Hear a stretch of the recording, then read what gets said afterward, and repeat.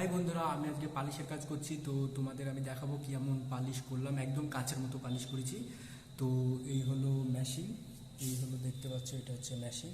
এই মেশিনে আমি পালিশ করেছি। তো এই দিকে হচ্ছে পালিশ করেছি। আজকে এই গলিটা করলাম পালিশ।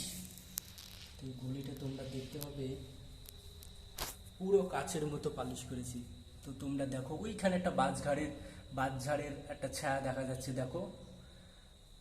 এমনকি ওখানে মাকড়সার জাল বোনাছে বাঁশঝাড়ে, সেই পর্যন্ত দেখা যাচ্ছে। তোমরা দেখবে ভিডিওতে এই জায়গাটা করে মাকড়সার জাল তোমাদের আমি দেখানোর চেষ্টা করছি, তো তোমরা দেখো। তো এইভাবে হচ্ছে একদম পুরো কাচের মতো পালিশ করতে হয়। সেটা অবশ্য অনেক রকমের ব্লেড থাকে আমাদের, তো সেইটা নিয়ে আমাদের মেশিনে লাগিয়ে পালিশ করতে হয়।